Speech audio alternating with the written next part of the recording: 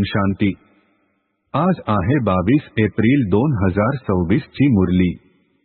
महावाक्य आहे, गोड मुलांनो, तुम्ही काटेकोरपणे बाबांच्या आठवणीमध्ये राहिला तर तुमचा चेहरा नेहमी तेजस्वी आणि प्रफुल्लित राहील।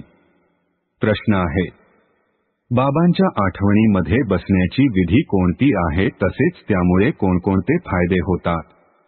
उत्तर आहे, जेव्हा तुम्ही आठवणीमध्ये बसता तेव्हा डोक्यातून सर्व कामधंदा इत्यादीची पंचायत विसरून स्वतःला देही अर्थात आत्मा समजा।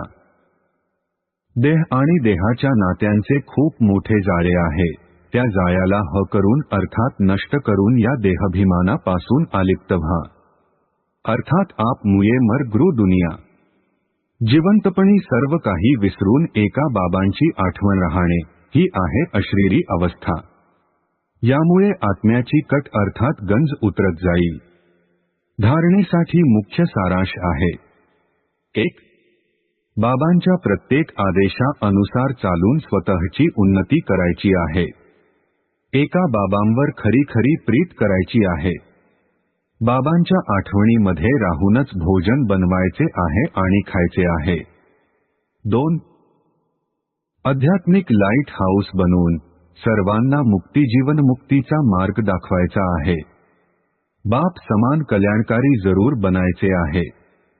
आजचे वरदान आहे, ईश्वरीय शानमध्ये स्थित राहून प्रत्येक कर्म शानदार बनविणारे, सर्व चिंतापासून मुक्त भव। स्पष्टीकरण आहे, सदा याच ईश्वरीय शानमध्ये रहा की मी बापदादांचा नूरे रत्न आहे। माझ्या डोळ्यांना अथवा नजरेला कोणतीही वस्तू आकर्षित करू शकत नाही। या शानमध्ये राहिल्यामुळे विविध प्रकारच्या चिंता स्वतःच समाप्त होतील। कोणत्याही प्रकारची तक्रार राहू शकत नाही। जितके जे आपल्या उच्च शानमध्ये स्थित राहतात त्यांना मान देखील स्वतः प्राप्त होतो आणि त्यांचे प्रत्येक कर्म शानदार होते। स्लोगन आहे, ट्रस्टी तो आहे जो आपले सर्व काही बाबांच्या हवाली करतो। ओम शांती।